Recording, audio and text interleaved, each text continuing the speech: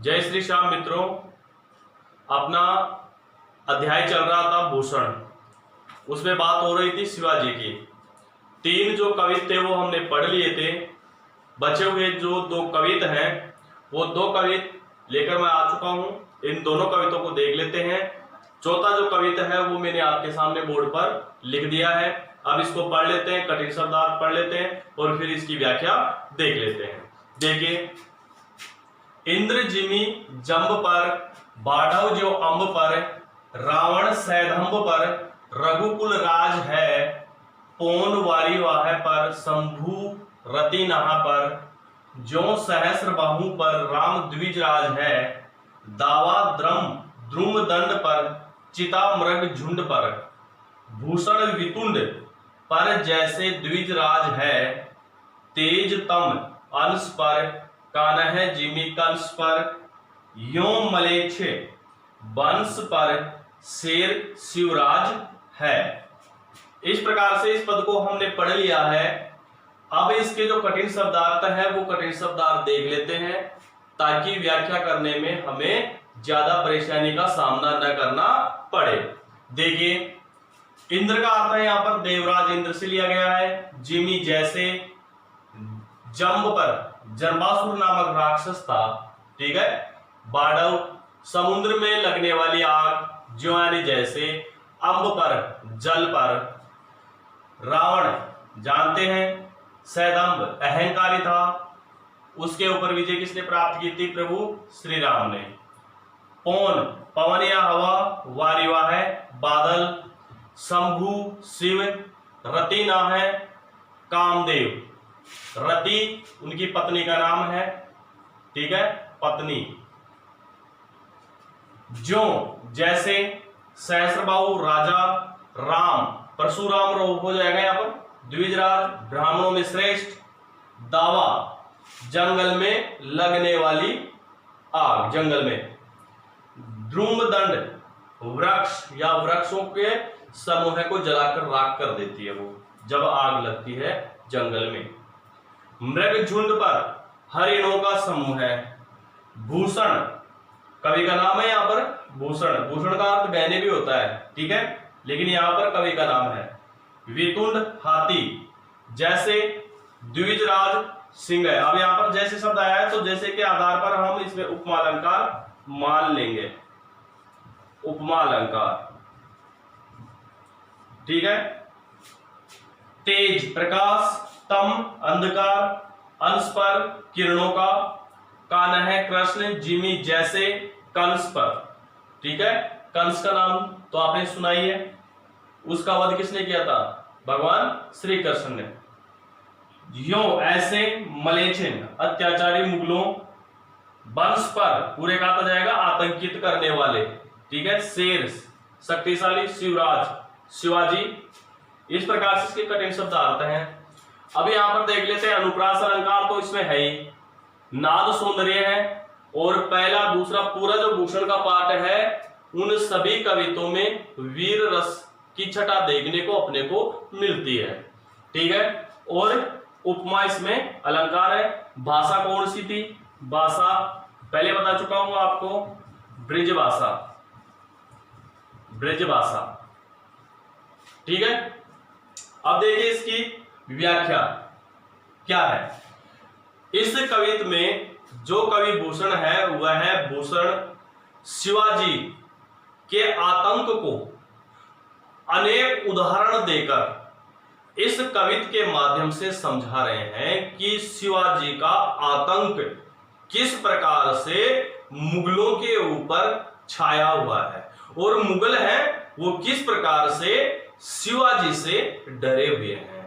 देखिए यहां पर प्रस्तुत पद में कवि भूषण वर्णन करते हुए कहते हैं कि जिस प्रकार से देवराज इंद्र का जन्मासुर नामक राक्षस पर अपना अधिकार था, आधिपत्य था, बाढ़व जो अंब पर, और जिस प्रकार से समुद्र में, किसमें? समुद्र में रहने वाली जो अग्नि होती है वह है अग्नि जल को भी जलाकर क्या कर देती है? समाप्त कर देती है। तो जल के ऊपर किसका आधिपत्य हुआ समुद्र में रहने वाली, निवास करने वाली आग का। रावण सैधंभ पर, और जिस प्रकार अहंकारी रावण के ऊपर रघुकुल के प्रभु श्री राम का अधिकार था, आतंक था, यानी रावण किससे डरा हुआ रहता था? प्रभु श्री राम से।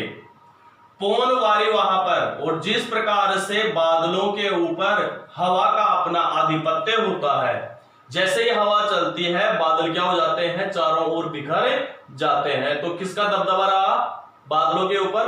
हवा का। शंभु रति नहा पर, और रति के पति कामदेव के ऊपर जिस प्रकार से शिव जी का अपना आधिपत्य था, आतंक था, अधिकार था, यानी रति के पति कामदेव को शिव जी ने क्या कर दिया था? भस्म कर दिया था, तीसरा नेत्र खोलकर। तो किसका आधिपत्य हुआ उसके ऊपर? शिव जी का। जो सहस्र बाहु पर राम द्विजराज का, और जिस प्रकार से सहस्र बाहु राजा के ऊपर ब्राह्मणों में सर्वश्रेष्ठ परशुराम जी का जिस प्रकार से सहस्र बाहु नामक राजा के ऊपर उसका अधिकार था, आतंक था, दबदबा था।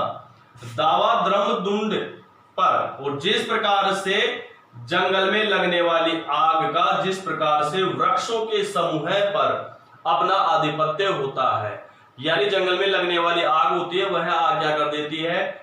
जंगल में जितने भी पेड़ पौधे होते हैं, वनस्पतियां होती है, उन वनस्पतियों को क्या कर देती है? जलाकर राख कर देती है। तो किसका आधिपत्य हुआ? उस आग का। किसके ऊपर? वृक्षों के समूह पर। चिता मृग झुंड पर, और जिस प्रकार से हरिणों के समूह के ऊपर चिता का क्या खूंखार जानवर होता है, उस चिता का उनके ऊपर क्या होता है? आधिपत्य होता है, उसका आतंक होता है। भूषण, आगे भूषण कहते हैं वितुंड पर जैसे द्विजराज, और जिस प्रकार से हाथियों के समूह पर, किसके समूह पर? हाथियों के समूह पर जिस प्रकार से सिंह का अपना आतंक होता है, आधिपत्य होता है। तेजतम अंश पर, और जिस प्रकार से घने अंधकार पर, इसके ऊपर घने अंधकार के ऊपर प्रकाश की किरणों का अपना आधिपत्य होता है, अपना अधिकार होता है। कान्ह जिमी कंस पर, और जिस प्रकार भगवान श्री कृष्ण का कंस के ऊपर अपना आधिपत्य था, अपना अधिकार था, आतंक था। यो मलेच्छ वंश पर, इसी प्रकार से हे शिवाजी आप शक्तिशाली हैं, और इन आतंकित करने वाले अत्याचारी मुगलों के ऊपर हे शिवाजी आपका ही आधिपत्य है, आपका ही आतंक है। यह मुगल है, यह मुगल सिर्फ आपके भय के कारण ही ये आतंकित हो रहे हैं। यानी आप क्या है? शक्तिशाली है, और शक्तिशाली होने के कारण सारे आतंकित करने वाले जो अत्याचारी मुगल हैं, वो अत्याचारी मुगल क्या किए हुए हैं? आपके डर से डरे हुए हैं।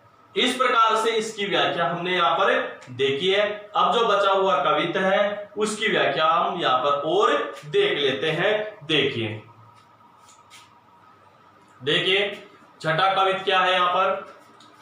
गरुड़ को दावा जैसे नाग के समूह पर, दावा नाग जूहे पर सिंह सिरताज को, दावा पूर्वभूत को पहाड़न के कुल पर, दावा सबे पश्चिम के गोल पर बाज को, भूषण अखंड नवखंड मही मंडल में तम पर दावा रवि किरण समाज को, पूरब पछाड़ देश दक्षिण, ठीक है, ते उत्तर लोग जहां पातशाही तहां दावा शिवराज को। इस प्रकार से कवित्व को पढ़ा। अब इसके कठिन शब्द आप देख लेते हैं। गरुड़ सर्पों का सबसे बड़ा शत्रु होता है गरुड़। दावा अधिकार, नाग सर्प समूह पर, ठीक है, सर्प आ गया, सर्पों का शत्रु यहां पर गरुड़ के लिए लिया गया है। दावा दो अर्थ है अधिकार या प्रभुत्व। नाग जो है हाथियों का समूह है। पर सिंह, सिंह का सिंह रहेगा शेर, सिरताज सुशोभित होता है। दावा का अर्थ वही रहेगा यहाँ पर अधिकार या प्रभुत्व।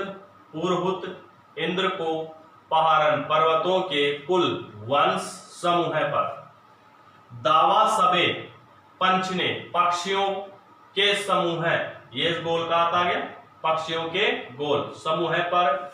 बाज शिकारी पक्षी होता है। भूषण कवि का नाम है यहाँ पर। अखंड संपूर्ण नवखंड 9 भागों वाली महिमंडल पृथ्वी। तम अंधकार रवि किरण समाज को सूर्य की किरणों का समूह है।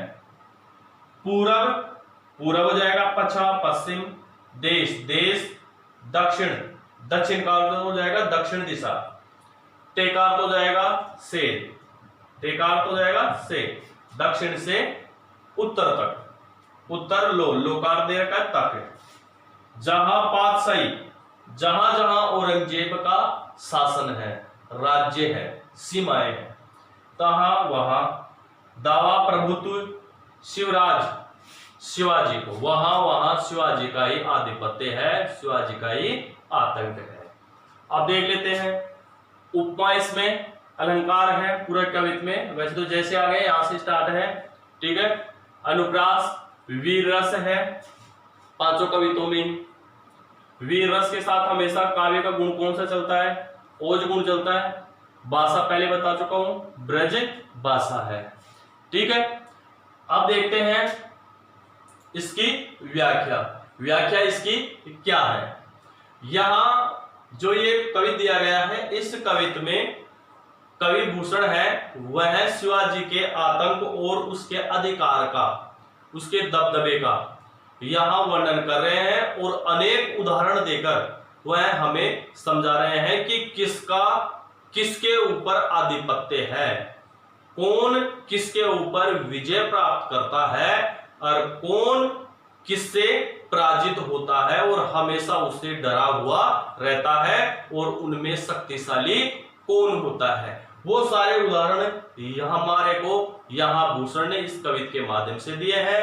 फिर अंतिम लाइन में जाकर भूषण ने शिवाजी को भी वैसा ही बताया है कि आपके आतंक से, आपके डर से जो औरंगजेब है वह भी क्या हो रहा है, भयभीत हो रहा है। और जहां जहां औरंगजेब का शासन है वहां वहां हे शिवाजी तुम्हारा ही क्या है, आधिपत्य है, तुम्हारा ही शासन है।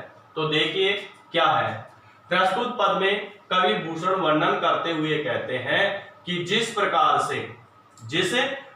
से सर्पों के समूह पर, यहां से लेना, जिस प्रकार सर्पों के समूह के ऊपर सर्पों के सबसे बड़े शत्रु माने जाने वाले गरुड़ पक्षी का जिस प्रकार से उनके समूह पर अपना आधिपत्य होता है, दावा नाग जुहे पर सिंह सिरताज को, और आगे देखिए जिस प्रकार से शक्तिशाली हाथियों के समूह के ऊपर भी पराक्रमी, कौन पराक्रमी सिंह है, वह सिंह उन हाथियों के ऊपर अपना अधिकार करके वह सुशोभित होता है। यानी ध्यान रखिए, हाथी सिंह से बहुत ज्यादा शक्तिशाली होते हैं, लेकिन फिर भी विजय किसकी होती है, सिंह की होती है। और हाथी सिंह से क्या हो जाते हैं, भयभीत हो जाते हैं। इसलिए हाथी किसके आतंक से भयभीत है, सिंह के आतंक से भयभीत है। इसलिए सुशोभित कौन होता है, सिंह सुशोभित होता है। किसके ऊपर अपना आधिपत्य करके, हाथियों के समूह के ऊपर अपना आधिपत्य करके सिंह है उन समूह के ऊपर सुशोभित होता है।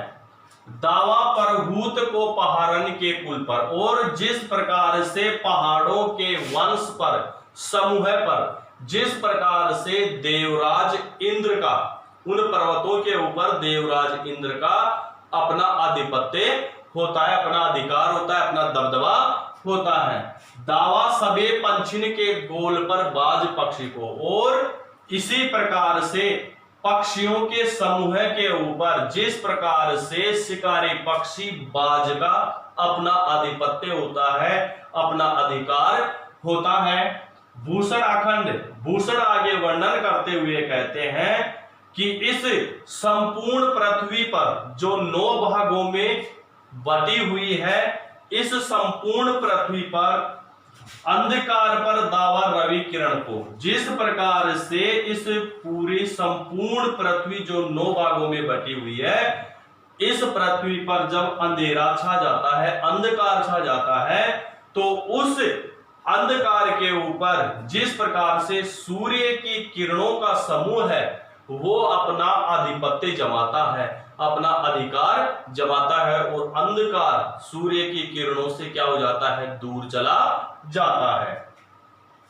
पूरब पश्चिम देश, और इसी प्रकार पूरब से लेकर पश्चिम देश की सीमाओं तक, दक्षिण दिशा से लेकर उत्तर दिशा तक, जहां पातशाही, जहां जहां बादशाह औरंगजेब का शासन है, औरंगजेब की सीमाएं हैं, तहां दावा शिवराज को, वहां वहां शिवाजी का ही वहां पर प्रभुत्व है, शिवाजी का ही वहां पर आधिपत्य है, शिवाजी का ही वहां पर अपना शासन है। यानी कहने का तात्पर्य यह है कि इतने उदाहरणों के माध्यम से कवि भूषण ने इतने उदाहरण दिए हैं कि किसके ऊपर अपना आधिपत्य होता है और कौन किससे डरा हुआ होता है, और अंत में ये सारे जो उदाहरण हैं वो किसके ऊपर लागू हो जाते हैं, शिवाजी के ऊपर लागू हो जाते हैं। शिवाजी यहाँ पर इन उदाहरणों के समान ही क्या है, पराक्रमी है, और यहाँ पर डरा हुआ कौन है, औरंगजेब डरा हुआ है। तो औरंगजेब का शासन जहां जहां है वहां वहां वीर शिवाजी का ही आधिपत्य है, उसका शासन है, उसका अधिकार है। इस प्रकार से हमने जो भूषण है उस भूषण के 5 कवि हमने यहाँ पर पढ़े हैं, उनकी व्याख्या हमने यहाँ पर देखी है, एक एक कठिन शब्दार्थ हमने यहाँ पर देखे हैं, और आगे जो ऊषा पाठ आएगा उस ऊषा पाठ का भी मैं जल्द ही वीडियो बनाकर अपलोड कर दूंगा। लेकिन एक बात मैं आप सभी से कहूंगा कि पद भाग की व्याख्या करने से पूर्व सभी विद्यार्थियों को कठिन जो शब्दार्थ है उन कठिन शब्दार्थों का अर्थ आपको मालूम होना चाहिए, तभी आप हैं व्याख्या सही तरीके से कर सकते हैं। अगर कठिन शब्दार्थ आपको याद नहीं है तो आप व्याख्या सही तरीके से नहीं कर पाएंगे। इसलिए पद को पढ़ते समय कठिन शब्दार्थों का भी अर्थ आप ध्यान से और ध्यानचित होकर उसके अर्थ को समझने की कोशिश करें। ठीक है, मिलते हैं फिर नेक्स्ट वीडियो में। जय श्री श्याम दोस्तों।